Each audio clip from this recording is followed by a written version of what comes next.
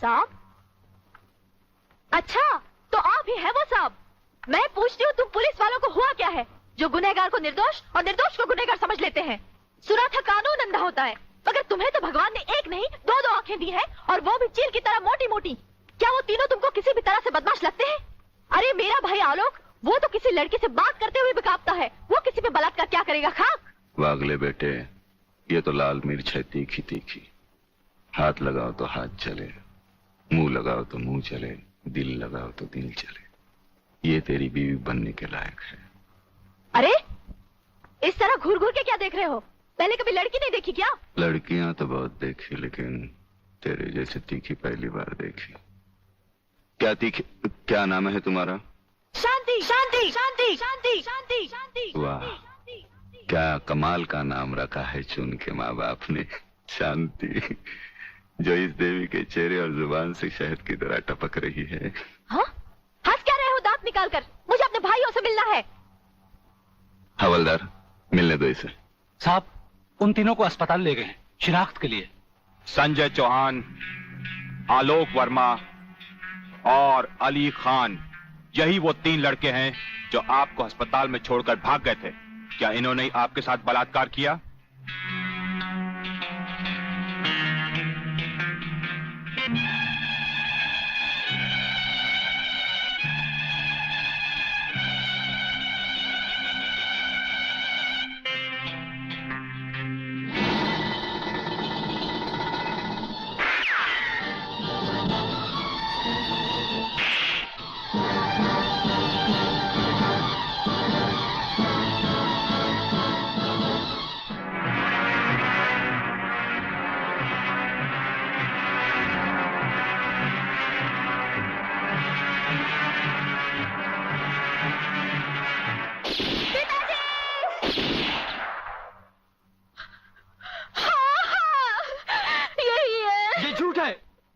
ये सरासर झूठ है।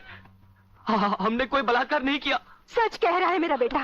इंस्पेक्टर साहब, ये झूठी है ये। तुम लड़की नहीं, लड़की के नाम पर एक कलंक हो। अरे जरा इन मासूम चेहरों को देखो जिन पर तुमने मौत की स्याही पोत दी है। इनकी सहमी हुई आंखों को देखो जिनमें तुमने मौत की दहशत भर दी है। और फिर मेरी आंखों में आंखें डालकर देखो, क्या इन्होंने तुम्हारे साथ बलात्कार किया था? इंस्पेक्टर, कौन है ये औरत? इसे बाहर ले जाओ। हवलदार, पकड़ लो इसको। खबरदार, अगर किसी ने भाभी को हाथ लगाया तो।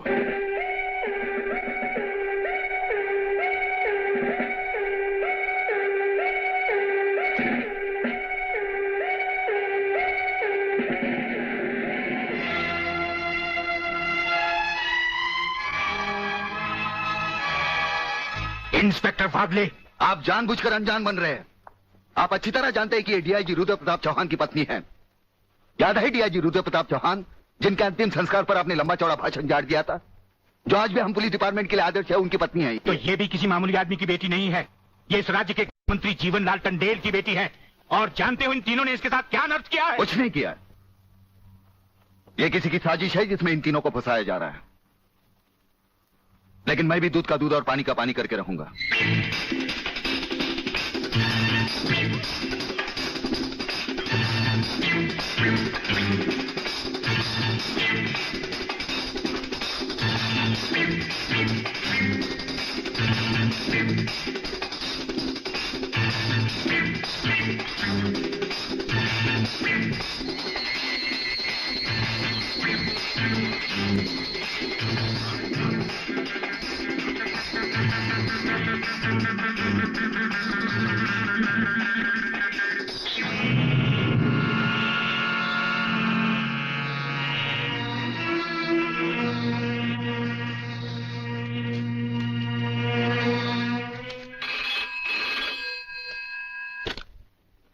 हरिप्रसाद स्पीकिंग। जज साहब, मैं प्रलयनाथ गुंडा स्वामी बोल रहा हूं। Your honour, dancer miss Anita Chaudhary की लाश का समुद्र के उसी किनारे से मिलना और उसी जगह से राधा टंडेल के कपड़े और सैंडलों का मिलना, इंस्पेक्टर वागले को मिली हुई गोली और अनीता चौधरी के पेट से निकली हुई गोलियों का एक ही रिवॉल्वर से चला होना और उस रिवॉल्वर पर किसी और की उंगलियों के निशान होना, यह साबित करता है कि इस केस में किसी और का भी हाथ हो सकता है। इसलिए जब तक ये बातें खुलकर अदालत के सामने नहीं आती, मैं अदालत से दरख्वास्त करूंगा कि इन तीनों की जमानत मंजूर कर ली जाए। योर ऑनर, मेरे फाजिल दोस्त ने बड़ी आसानी के साथ कह दिया कि इस केस में किसी और का हाथ भी हो सकता है, लेकिन ये बात कहते हुए मेरे फाजिल दोस्त भूल गए कि अनिता चौधरी की लाश के पास संजय चौहान का पर्स भी मिला है। Your honour, miss Radha Tandel जिनके साथ बलात्कार हुआ, उन्होंने अस्पताल में पुलिस इंस्पेक्टर के सामने इन तीनों की शनाख्त की है। योर ऑनर, इसके अलावा डॉक्टर गुप्ता की रिपोर्ट मौजूद है। इन तमाम बातों से जाहिर है योर ऑनर कि रेप और मर्डर इन्हीं तीनों ने एक साथ मिलकर किया है। लिहाजा मेरी कोर्ट से गुजारिश है कि इनकी जमानत किसी भी कीमत पर मंजूर नहीं की जाए। सरकारी वकील की दलीलों को मद्देनजर रखते हुए यह अदालत संजय चौहान, आलोक वर्मा और अली खान की जमानत नामंजूर करती है और इन्हें पुलिस की हिरासत में रखने का हुक्म देती है।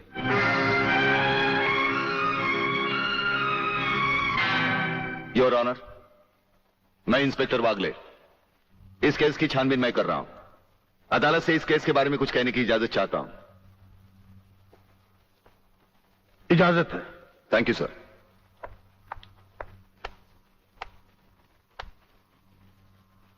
योर ऑनर, इंसाफ के इस मंदिर में आपको न्याय करते हुए कई साल हुए होंगे और इन सालों में आपके सामने रेप और मर्डर्स के अनगिनत केसेस भी आए होंगे। क्या उन अनगिनत केसों में आपके सामने कोई ऐसा केस आया है जहां कत्ल और बलात्कार करने वाले ने जिसके ऊपर बलात्कार किया है उसे खुद अस्पताल पहुंचाया हो? ये तो अभी तक सुना नहीं कभी। सही कह रहा है ये कुछ गड़बड़ जरूर है। बहुत बड़ी ऑर्डर, ऑर्डर। इंस्पेक्टर वागले, मुझसे सवाल करने की बजाय आप इस केस में रोशनी डालिए। वही कोशिश कर रहा हूं सर।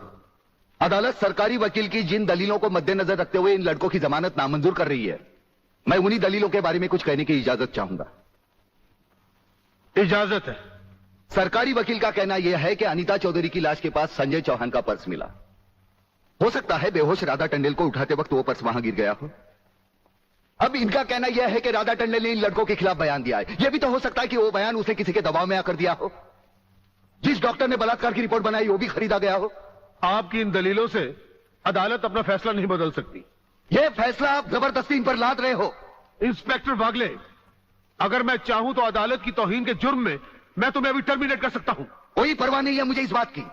मेरा तो विश्वास उठ गया है इस कानून से। कौन सा कानून, कैसा कानून? यह कानून तो चंद मुजरिमों की रखेल बन बैठा है।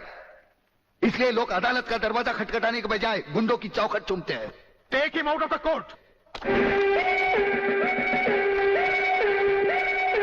अगर जिंदगी में किसी से रिश्वत ना ली हो तो ही मुझे हाथ लगाना।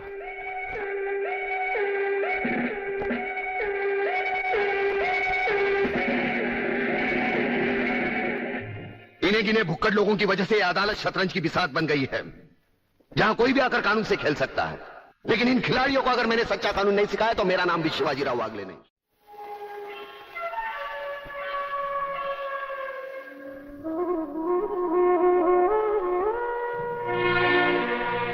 नहीं यार, इस तरह तो हिम्मत हार के हम बिना फांसी के ही मर जाएंगे। ये क्या हो गया तुम दोनों को यार? अली, सोचता हूं मेरी बहन शांति पर क्या बीत रही होगी। मुझे पढ़ा लिखा कर एक बड़ा इंसान बनाने के लिए क्या कुछ नहीं किया उसने। लोगों के घर में काम कर करके अपने हाथों पे मेहंदी की जगह छाले डाल ली उसने। आलोक, तुम्हारी तो वो सिर्फ बहन है, मगर मेरे लिए वो बहन भी है और मां भी है। अगर बचपन से ही उसका प्यार मुझे ना मिला होता तो शायद ये अनाथ सड़कों पर ही अपना दम तोड़ देता। मेरी मां पर भी क्या बीत रही होगी। वो तो रो रो कर पागल हो गई होगी। अगर मुझे कुछ हो गया तो उसका भरोसा भगवान पर से भी उठ जाएगा। तुम इन 3 लड़कों के केस में कहां उलझ गए? हो सकता है इन बच्चों का केस महज इत्तेफाकी हो। इत्तेफाक नहीं है सर। ये कड़ियां भले ही अलग अलग नजर आ रही हो, लेकिन अगर गौर से देखें तो ये सब एक ही जंजीर की कड़ियां हैं, जिसमें एक न एक दिन जीवनलाल टंडेल, रसिकनाथ और गुंडा स्वामी की कलाइयां फंसेंगी। ये इत्तेफाक नहीं है सर, इत्तेफाक नहीं है।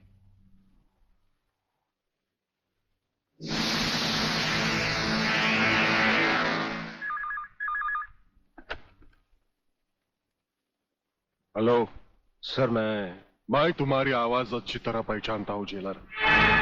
तुम वहां से कुछ नहीं बोलोगे, सिर्फ सुनो, क्योंकि जब से तुम्हारी जेल में सूर्यदेव सिंह आया है तुम्हारी दीवारों के भी कान हो गए हैं। मुझे वागले और उसकी मीटिंग का पता चल चुका है। वो 3 लौंडों के केस की सीढ़ी बनाकर मुझ तक पहुंचे, उसके पहले उसकी सीढ़ी के हर डंडे को काटकर फेंक दूंगा मैं। सुनो जी। मुन्ना और उसके खतरनाक खूनी साथियों को आज रात को पुलिस की वर्दी में जेल से बाहर निकाल दो और उनको समझा दो पुलिस स्टेशन जाकर उन तीनों लड़कों का बिल आत्महत्या के नाम पर फाड़ दें।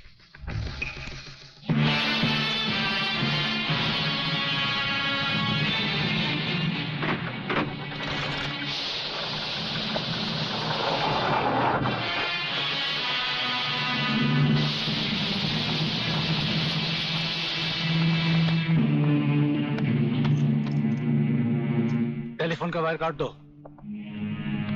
अब इसे बांध दो।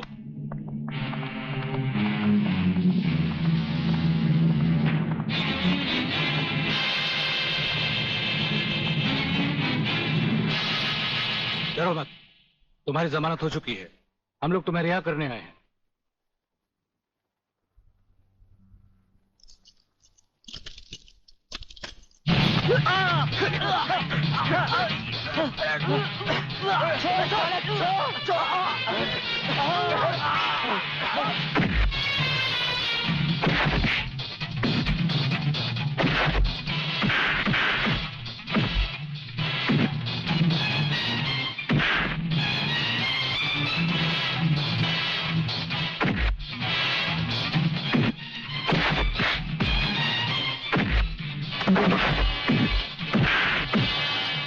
छोड़ना मत संजू।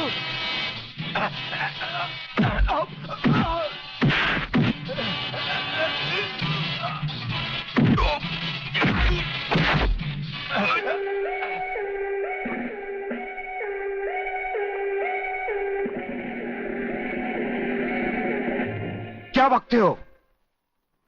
किसने बताया तुम्हें?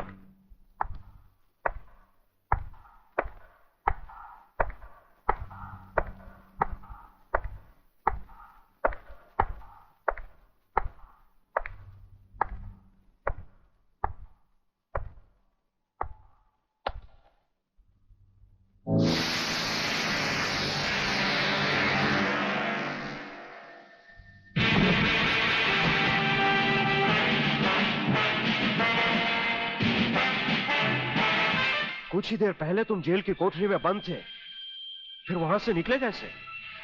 और अपने ये कपड़े पहनकर यहां किसके हुक्म से आए? हम अपने हुक्म के खुद मालिक हैं। हम अपने हुक्म से ही अंदर आए थे और अपने हुक्म से बाहर चले जाएंगे। तुमसे अच्छी तरह मिल लेने के बाद। तुम्हें अच्छी तरह मालूम होना चाहिए कि तुम किसके सामने बैठे हो।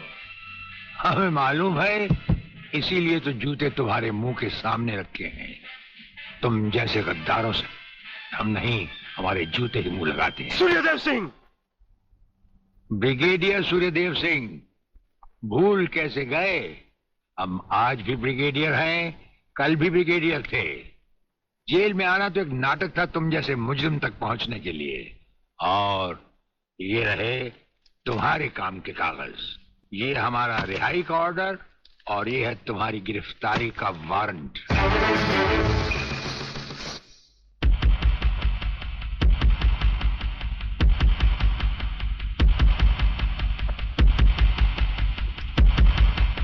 याद करो वो दिन जब तुमने ये वर्दी पहनने से पहले एक कसम खाई थी। याद करो। हम कसम खाते हैं कि हम पूरी ईमानदारी और वफादारी से देश और कानून की रक्षा करेंगे।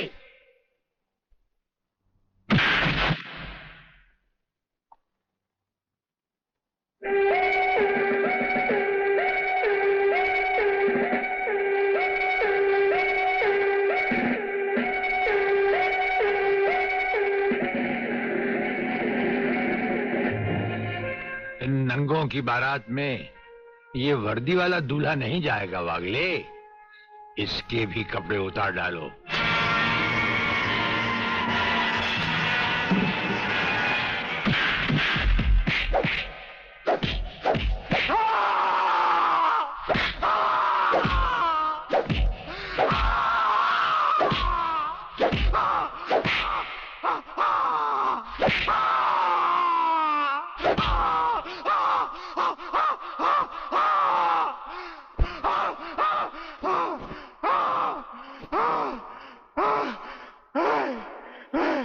सच कह रहा हूं, मैं बेकसूर हूं। प्रलयनाथ के बारे में मैं कुछ नहीं जानता। बेहोश होने से पहले 3 बार, होश में आने के बाद 3 बार तेरा इसी तरह इलाज करता रहूंगा।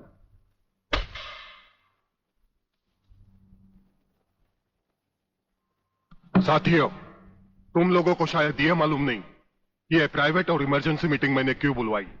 इसलिए कि सूर्यदेव सिंह जेल से छूट चुका है और अब वो खतरा बनकर हम सबके सर पर मंडरा रहा है। मगर 1 साल से पहले वो छूट कैसे गया? उसका जेल जाना एक नाटक था कादर। उसने जेलर और हमारे 4 खूंखार कातिलों को गिरफ्तार करके किसी ऐसी जगह छुपा दिया है कि जिसके बारे में पुलिस डिपार्टमेंट को तो क्या, मुझे भी मालूम नहीं। जीवनलाल, मेरे 4-5 आदमियों को गिरफ्तार करके अगर वो मुझ तक पहुंचने का ख्वाब देख रहा है तो उसका ये ख्वाब मैं कभी भी पूरा नहीं होने दूंगा। अब सूर्यदेव सिंह नाम का बिल फाड़ना ही पड़ेगा। मगर कुछ नहीं चलेगा जीवनलाल। अब 15 अगस्त को ज्यादा दिन नहीं है। जानते हो, सूर्यदेव सिंह हमारे लिए बहुत बड़ा चैलेंज है और बड़े से बड़े चैलेंज के साथ टकराने का प्रलयनाथ को शौक है। तुम तुम्हारी मिनिस्ट्री संभालो, सूर्यदेव सिंह को आज से मैं संभालूंगा।